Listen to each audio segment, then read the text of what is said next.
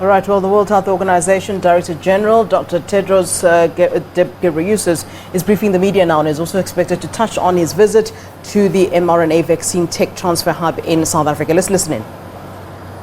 Depending on where you live, it might feel like the COVID-19 pandemic is almost over, or it might feel like it is at its worst. But wherever you live, COVID isn't finished with us. This knows no borders. And as we all know from Omicron, any feeling of safety can change in a moment. We know this virus will continue to evolve. But we're not defenseless. We have the tools to prevent this disease, to test for it, and to treat it. Where people have access to those tools, this virus can be brought under control. Where they don't, this virus continues to spread, to evolve, and to kill.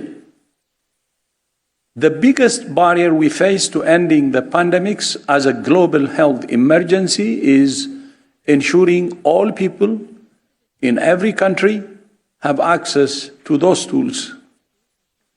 The ACT Accelerator is vital for this mission. As outlined in the financing framework we're launching today, the ACT Accelerator requires $23 billion to save lives, address the threat of Omicron, and prevent even more dangerous variants emerging. That includes an urgent financing gap of $16 billion for the ACT Accelerator itself, with the remaining $6.5 billion to be self-financed by middle-income countries supported by multilateral development banks. We call on all higher-income countries to play their part in fully funding the ACT Accelerator and ending the pandemic as a global health emergency. The financing framework sets out fair share targets based on countries' gross domestic product, income per capita, and other factors. We're grateful to all donors to the ACT Accelerator, especially those who exceeded the fair share contribution. The funds we need are significant, but significantly less than the monthly economic costs of the pandemic.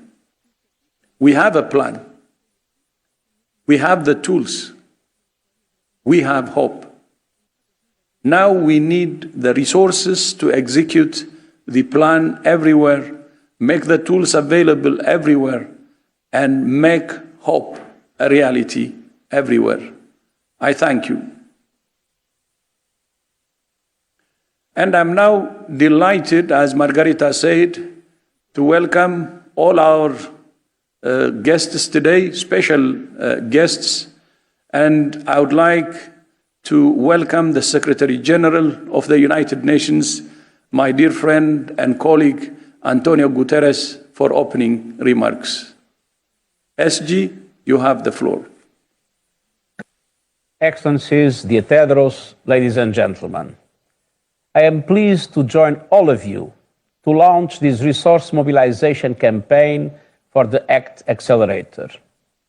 And I thank you for putting the focus on fairness. If we want to ensure vaccinations for everyone to end this pandemic, we must first inject fairness into the system. We are entering the third year of the pandemic, and the world is still far from meeting crucial targets. To vaccinate the globe, to increase testing, to make life-saving effective treatments available for all who need it, to protect our frontline healthcare workers with quality PPE. Vaccine inequity is the biggest moral failure of our times, and people and countries are paying the price. The good news is that recent progress shows how we can deliver when we have the resources and come together. Vaccine supply and rollout is ramping up exponentially, and we are making up for lost time in many countries. to end the end of this pandemic can be within our sights this year. We can get the economic recovery back on track and rescue the Sustainable Development Goals, but we need to act now.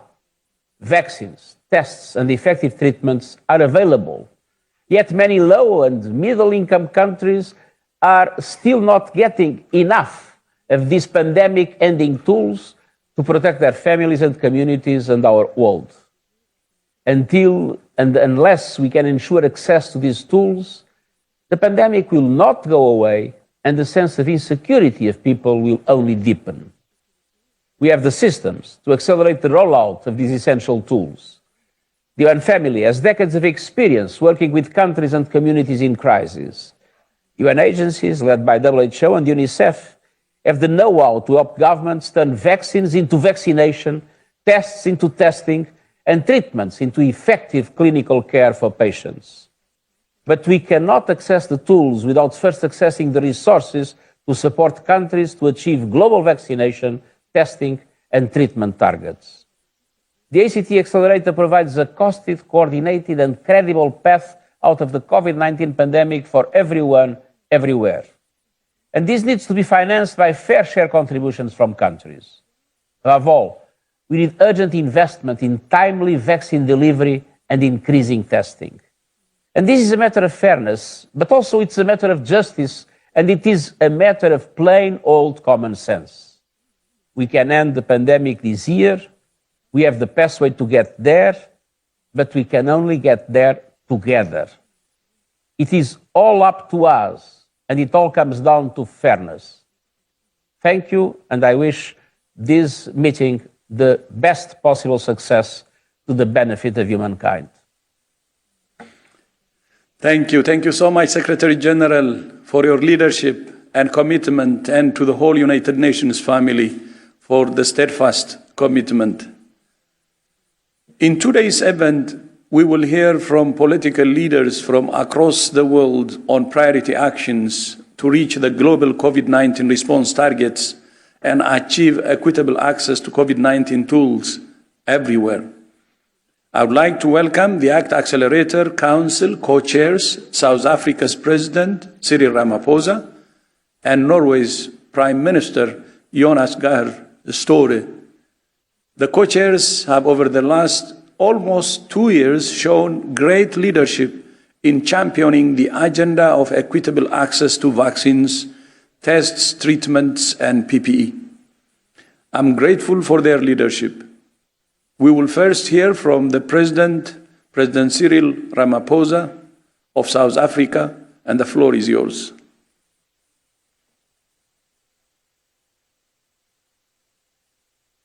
Director General of the World Health Organization, Dr. Tedros Ghebreyesus, Co-Chair of ACT-A and Prime Minister of the Kingdom of Norway, Mr. Jonas Støre, ACT-A members and friends, ladies and gentlemen, today we face a stark reality as we enter the third year of the COVID-19 pandemic.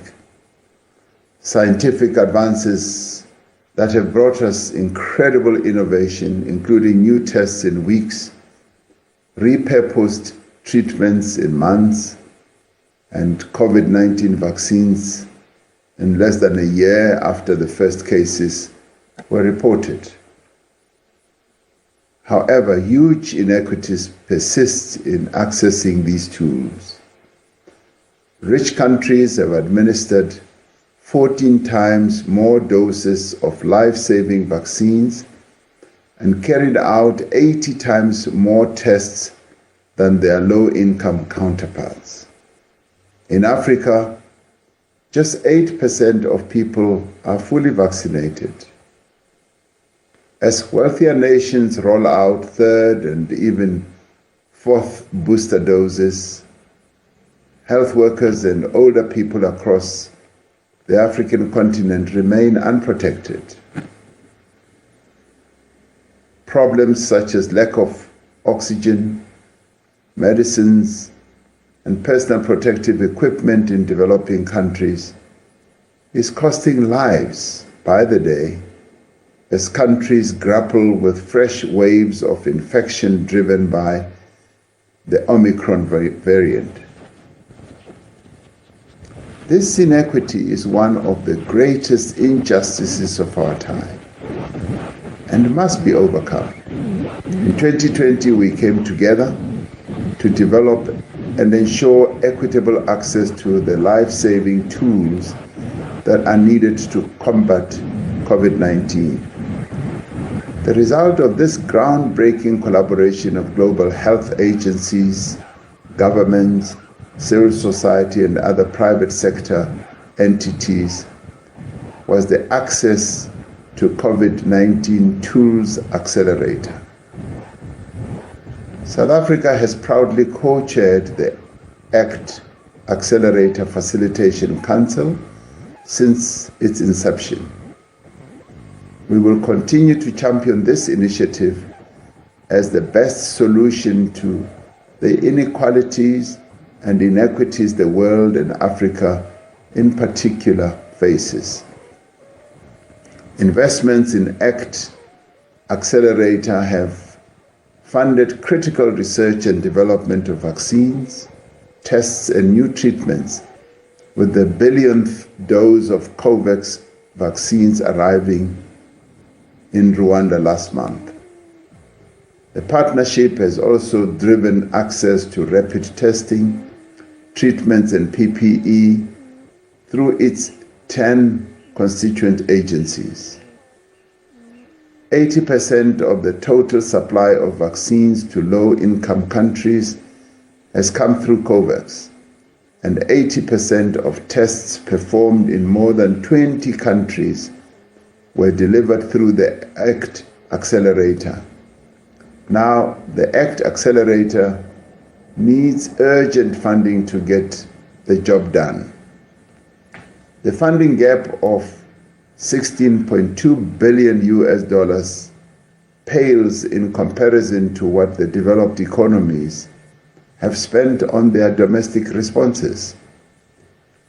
As co-chairs, South Africa and Norway have written to more than 50 heads of state and government asking them to contribute their fair share of financing to ACT Accelerator agencies. This funding is vital if we achieve the global targets for access to vaccines, tests, treatments, and PPE, and of ending the pandemic in 2022. The longer inequitable access to COVID-19 tools persists, the longer the pandemic will persist. I urge my fellow leaders to step up in solidarity and to contribute their country's fair share. The end of this pandemic is in sight, but only if we act together for equity and for solidarity. This is the time when we should leave no one behind. I thank you.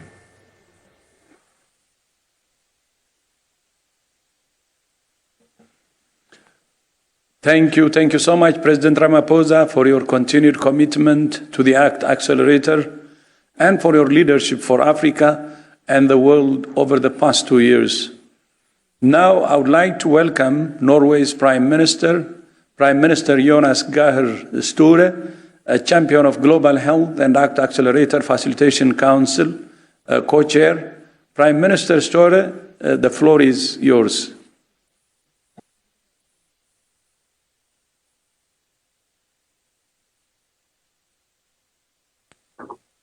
Thank you, Dr. Tedros. Let me see. Thank you, Dr. Tedros. Thank you, Secretary General, for being with us. And let me, before I start, salute your staff, Director General. WHO is now playing a key role, convening us and being available to people around the world with your skills and leadership. So I would like to salute all your collaborators at this moment. 2 years ago, 2 years into the pandemic, the virus is spreading faster than ever before. Some countries think that we are closer to the end, but as a globe and as a human community, we are still extremely vulnerable. Hundreds of millions of people have been infected, and trillions of dollars have been spent on mitigation. We see that the pandemic has increased existing inequities between and within countries, as the Director General and President Ramaphosa underlined. To me, it is evident that the pandemic has not just caused a health crisis, it has led to an economic crisis, a social crisis, and therefore also potentially a security crisis. We are in a different place now from where we were a year ago, and of course 2 years ago. Vaccines and treatments are available. That's a miracle in comparison with the long timescales we've seen in the past. That is encouraging. The Omicron variant is less severe than previous variants. That is comforting, but it is spreading. But inequity in access to COVID-19 tools continues to undermine our collective efforts to end the pandemic. So while we all long for the pandemic to be over, it seems more likely that we must get used to a new normal. The virus keeps evolving. You tell us, WHO, that is what happens when people go unvaccinated. And we do not know what kind of new variants will emerge. In my country, we were surprised by Omicron. We took measures, and it really was an upsetting experience. Another wave may again threaten our societies or require new or modified vaccines or treatments. So it is essential that we are able to adapt our collective response, nothing less. We must respond to the current challenges and prepare ourselves for possibly new variants and new waves. So, with my co-chair, Mr. President, Mr. Ramaphosa, we agree that this new reality simply underscores the need for global solidarity, and that ACT-A is our best bet in this interdependent world. As co-chairs of ACT-A, President Ramaphosa and I have written to many leaders, taken many phone calls, asked for many appointments, and I take this opportunity to call upon high-income and upper-middle-income countries to commit their fair share to ensure a fully financed ACT-A. It is really our best strategy and our best method of succeeding. And remember that WHO in the past has led campaigns of funding vaccines, essential medicines, and it really has delivered fantastic results. All political leaders must now do what they can to close this financing gap. We know that unless COVID-19 tools become available to all, it is no mystery, infection rates will stay high, and patients, health systems, and economies will suffer. And new viral strains may evolve, posing a threat to all of us once again. So investing in ACT-A is the mutual interest of all countries. It needs to be brought to the attention of the meetings that are coming up in G20, G7, and other circles. And I salute the Secretary General for raising this issue in all UN contexts available. Because this is an equity imperative. It is sound economic policy. It promotes global health security and, as I said, global public good. We must achieve a fully financed ACT-A as soon as possible. There is an urgent need for $16.8 billion US dollars from donors, in addition to domestic funding and development bank funding. My country and my government in Norway remains committed in doing its part. In December, at the very last end of our budget, we announced that we would provide another $220 million US dollars to ACT-A. And I call on other countries to contribute their fair share and to do it as a matter of urgency. Together, we know we can fully finance ACT-A. And if we do that, we can respond to the ongoing crisis and make sure that we are better prepared for whatever the future holds. Until the day everyone is protected, all of us are vulnerable. So let's make this last stretch possible. I thank President Ramaphosa for his solidarity and friendship. I thank the Secretary General and you, Dr. Tedros. good luck, and let's make every effort to succeed. Thank you very much. Tusen tack, Your Excellency Prime Minister Sture, for your words, and tusen tack to the people of Norway. All right, that is the briefing there by the World Health Organization. Director General Dr. Tedros Ghebreyesus briefing the media. He's also expected to touch down in South Africa to visit the mRNA vaccine tech transfer hub that is here. And of course, we did hear from President Cyril Ramaphosa talking specifically on the issue of not leaving anyone behind when it comes to vaccines. We'll certainly be bringing you more on that, especially when Dr. Ghebreyesus does indeed land here in South Africa. Let's take a short break. More news coming up after this.